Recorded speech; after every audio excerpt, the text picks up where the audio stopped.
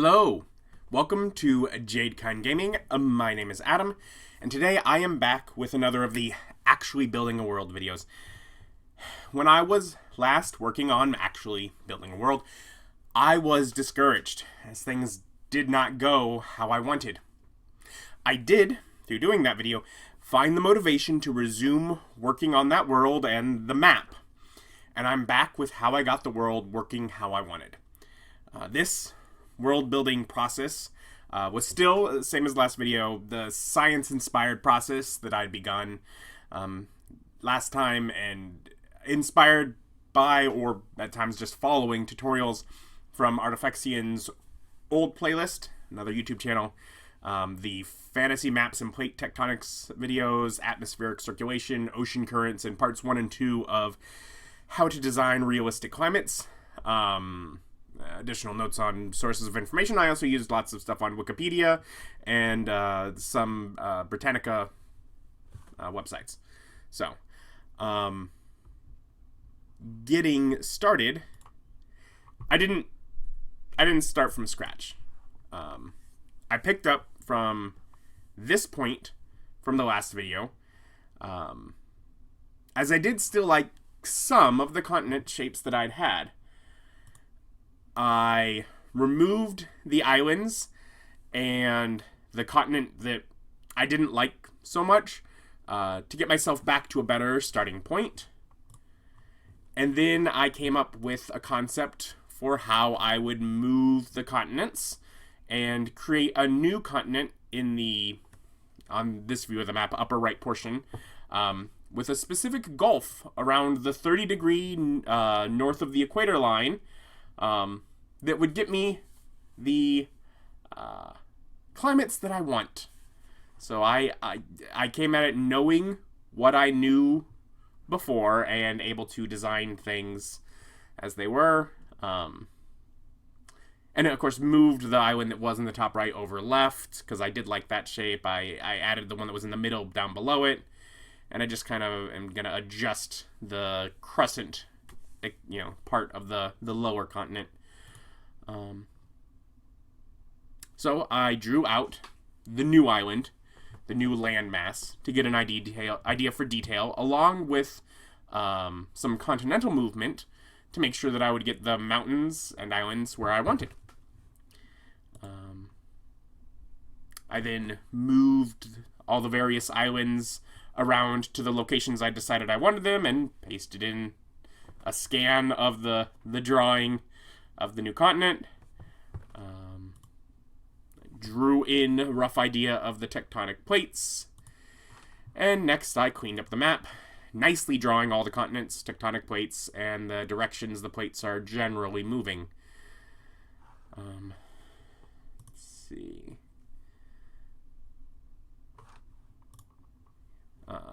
Using the plates and their movements, I drew in the major islands. So at this point, back to about where I'd taken myself back to originally.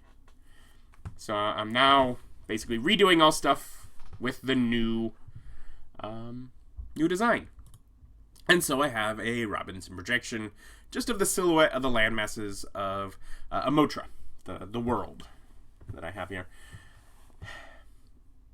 And I like it. I was kind of happy at this sort of stage before, because I didn't know what was going to mess up moving forward. But it was a nice thing of like, okay, I like it visually, just water to landmass. So I used the tectonic plates to inspire the creation of the land environment. Mountains, of course, darker, being more elevated. And also I got the continental shelf, because that is relevant for stuff I'm doing, but any further underwater elevation will be saved for a later time. That's not this video. That might be a long time from now, because that's when I want to have underwater exploration of the world. Which, as I, very likely having aquatic species, may very well be relevant, but not from the start. And then I have a clean elevation map to look at the world. without the, tectonic plate lines. Let's see here. So I figured out ocean currents, like I had done on the previous one. Gotta figure out the information that I need. And I marked out some precipitation ideas, blue being wetter, orange being drier areas. Just things I need as guidelines as I go, rain shadows and such. I marked out some of the temperature ideas. The black being higher temperatures, white being lower temperatures. Just, again, following some guidelines to try and assess what I'll need to know. And I blocked out ignoring the mountains. I had my little climate classification key up in the corner. And the mountains that I'm saving for later are 2,500 feet or more above sea level. And we will get to that by the end of the video, but that is not covered in Artifexian's tutorials, so I put those on hold to begin with. And finally, getting to applying the Köppen climate classification system to it, beginning with tropical rainforests. So these are hot and humid areas with no dry season. Lots of plants and trees, diverse variety of plants and animals. The canopy in this climate is generally thick enough to block sunlight from regularly reaching the ground level. So there is a reduced ground growing plants, ferns, all the stuff there. So it's more easy to travel than, say, a jungle. So the rainforest, but not necessarily a jungle. We'll get to things that I could consider jungle later. And next I add the tropical savannas. They have wet and dry seasons. Dry winter, wet summer, with significant rainfall happening only a few months each year, and are warm to hot in all seasons. They have tree-studded grasslands with tall, coarse grasses and spread out trees. And I'm just going to keep going through because a lot of what I'm doing here is figure out what are the climates like in different areas, and I will develop other things for the world with this knowledge. So we get the hot deserts. They have very hot and dry summers, warm and dry winters, and either sandy or rocky environments with low vegetation. We have our hot steppes. They have hot summers, warm winters, low precipitation, but not quite as dry as deserts. They're semi-arid climates and tend to support short, thorny, or scrubby vegetation, and are usually dominated by grasses or shrubs, as they can't support forests. Here. And these little thin lines that just got added. There's a little bit. Just look around the rainforest area, and you see I add the tropical monsoon climates. They have long, hot summers, short, dry winters, and regarding precipitation, they either have less pronounced dry seasons than the tropical savanna climate, or if it does not have the pronounced dry season, or if it does have the pronounced dry season, then it has extraordinary rainy wet seasons. So just wetter than the savannas. The forests here have less pronounced canopy layers than the rainforest, featuring vines that grow from the ground up into the canopy. So these regions would generally be considered jungles. So there are a lot of the edges around the rainforest, and some of the coastal areas are where I get the jungle area, which is important for I'm building a world for fantasy role-playing. So that was just something I was like, where can I have that kind of environment? And so I know. We get our human continental zone. Though a lot of this will get replaced as I add other zones. And this area will have warm to hot and humid summers and cold and snowy winters.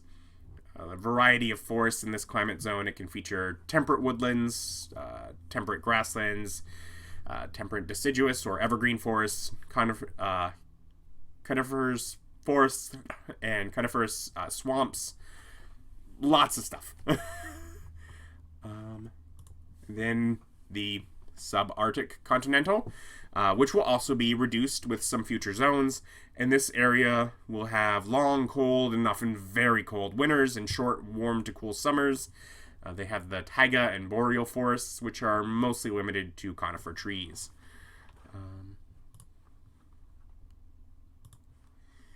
Finally, we get to the Mediterranean climate zone, which is one of the main reasons I was unhappy with my prior map in the last video.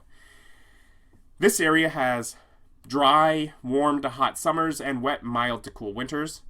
The zone has forests, woodlands, and shrublands with plants that have adapted to droughts, grazing, and wildfires. Amongst other crops, wheat, grapes, and olives are traditionally successful in this zone, and it is one of the areas where civilization will thrive. So I needed some of that in areas where I wanted to make sure I had big civilizations that had been around for a long time. Next, we add the humid subtropical areas, which have hot and humid summers and cool to mild winters. Rainfall in the summer is common, with daily intense but brief thunder showers. Vegetation will likely include palm trees, ferns, bushes, shrubs, grasslands, and wetlands, such as freshwater marshes and forested swamps that may be present. Carrying on, we will add our oceanic climate zones, which have mild, wet summers and cool, wet winters. There is no dry season, and it is frequently cloudy, overcast, and rainy, though thunderstorms being uncommon. Vegetation prospers in this climate, and deciduous trees are predominant. However, conifers can also be common, and fruits such as apples, pears, and grapes can often be cultivated here. And I'll just kind of point out, like, this one, along with the humid subtropical and Mediterranean, are all, Mediterranean was a top one, but also just in general, all three of these, which are all kind of coastal, can end up being areas with a lot of civilization because they just have conditions that are good for getting things, growing things. So I wanted to make sure I had some of these around where I wanted different cultures, which in particular is various areas around the bay that I had mentioned adding sort of in the new continent. And I did break from the tutorial here to add an area of subpolar oceanic. If you didn't catch it, look at the islands coming out of that bay. Because I just have that section of islands surrounded fully by cold currents. And I just could not put any other climate following the tutorial. It's similar to oceanic, but colder. Still with mild winters, but with more common snowfall and a few months where temperatures range from just above or just below freezing. Mild summers as well. Basically, I didn't get everything I needed from the tutorial, so that's where I went to Wikipedia and looked up information on the climate zones and tried to figure it out on my own. I'll be doing more of that when it comes to the mountains. But then I added cold deserts with their hot to warm, dry summers and cold, dry winters. They have some grasses and sparse, shrubbery, low-lying vegetation. May contain areas of bare rock and some sand dunes. The little precipitation that they get is generally snow or fog. Then cold steppes with warm summers and cold winters with dry summers and comparably wet winters and even wetter springs and autumns, though still semi-arid, so overall precipitation is still on the low end. Like their hotter variants, they also support short, thorny, or scrubby vegetation and are usually dominated by grasses or shrubs. Now we add polar tundra climates, with cold summers that have low precipitation and very long winters that are very cold and dry. This zone has at least 1 month with average temperatures high enough to melt snow. And there may be soggy terrain of swamps and bogs in the summers. While trees can grow here, there are shrubs. While trees can't grow here, there are shrubs, grasses, mosses, and lichens.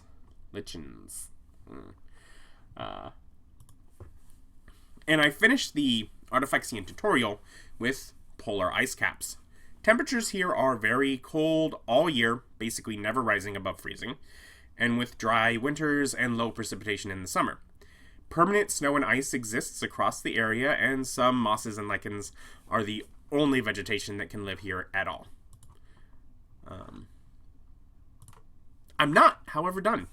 Moving on beyond the tutorial, I still have higher elevations to fill in, as I said, starting with alpine tundra, which I filled high up in the mountains, even near the equator, but lower elevations as we went poleward. And this area is basically the same as polar tundra climate, other than where it's located. I added the subtropical highland climate in the next band of mountain elevation up from tropical climates. And this zone is similar to oceanic climate, except at higher elevation and thunderstorms are more common. Next, I added cold subtropical highlands in elevated areas beyond the prior subtropical highlands, as well as oceanic and humid subtropical zones. And this area is very similar to the subpolar oceanic climate. I added high cold deserts, which are just like normal cold deserts, but in elevated areas where there would otherwise be hot deserts. I added high cold steppes, either next to the cold deserts or in elevated areas that would otherwise have hot steppes. Compared to the cold steppes at lower altitude, they have drier winters and wetter summers. Next, I added areas of high subarctic continental in elevated areas near subarctic continental, but below where I placed the alpine tundra. And finally, I added monsoon-influenced subarctic in areas elevated above humid continental climates, as they would be similar but colder. Compared to normal subarctic, it will have drier winters. And so I have my Robinson projection of the climates. And it does what I need. I have the oceanic and the Mediterranean areas where I need around the bay for the different civilizations. And then in other areas, because obviously I have in my head like certain regions that I have ideas to develop. But eventually, like, part of the campaign is like exploring the other continents that are less developed. And I want to have multiple countries carved out within the continents that I have. So it's just having the nice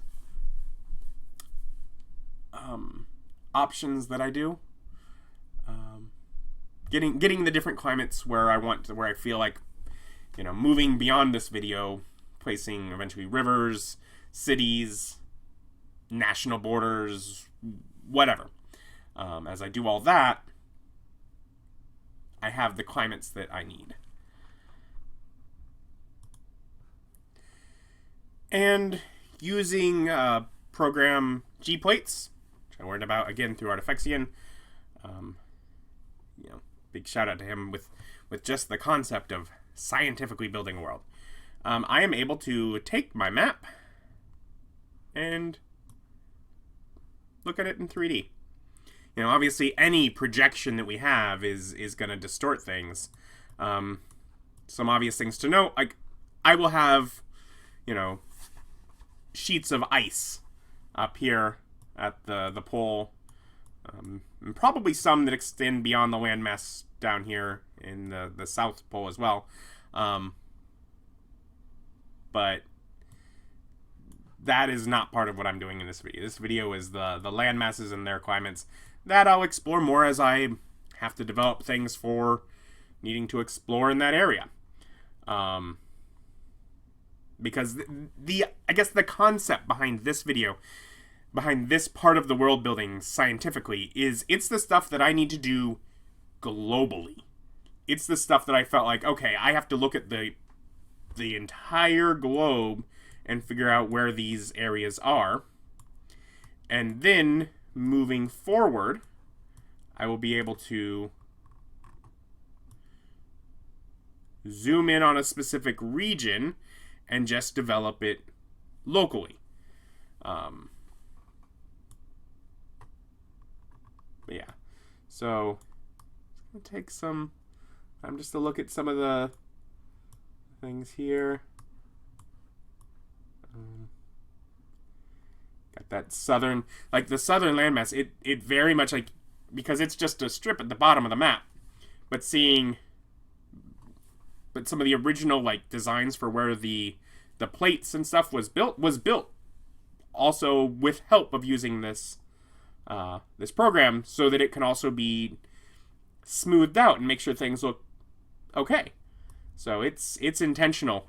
And I'm like, okay, so I have this landmass, but it becomes like a strip at the bottom of the map. So that's one that's very interesting to see. It's the things near the poles that are so much different.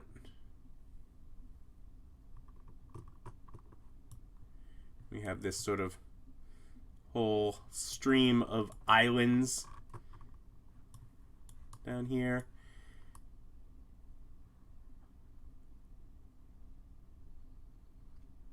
Sort of what the original continent had become. And of course, while looking at it, we can also go back and just look at, in general, the landmass. Some of the mountains probably ended up a little more distorted than I'd originally intended, because the elevation was not done coming back to the 3D map. But it's not too bad. I don't mind it too much. So I decided I would keep it. I love my giant mountain range across, dividing this continent and then stretching out into the islands, as I intend there to be some heavy conflict around the area. A physical barrier could be nice. Again, this one looks very much like the things that were in the previous map. But yeah, so I am able to just observe it in 3 dimensions and enjoy the work, enjoy Amotra, what the world has become.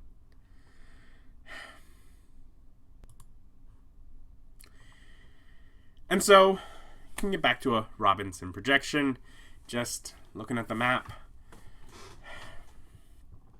I know that around that bay in the upper right continent that I added in, that's the area that I know needs development for at least some of the early campaigns that I'm going to run. So that's probably where I should try focusing attention moving forward. But at this point, just taking a deep breath and being like, I am happy with the world as a whole here and able to move forward with it. It's nice. So, that's it for this. Actually building a world of me making the map work in a way that I'm happy with it. And I am glad that I went through the effort to just accept that I wasn't happy the first time, take the step back, redo all the work, even though it take a couple years. It might have taken a couple years, but so much of that time was just me being distracted or unmotivated. But might not be too much longer, maybe 6 months, maybe a year, not incredibly soon, but at some point we are moving forward with the idea that I will start running games in the world, and that will be a whole different thing for how I'm building it once I'm actually playing in it. But for now, I need to just keep working towards setting things up to be ready for when that time does come. Thank you for watching. Like, comment, subscribe.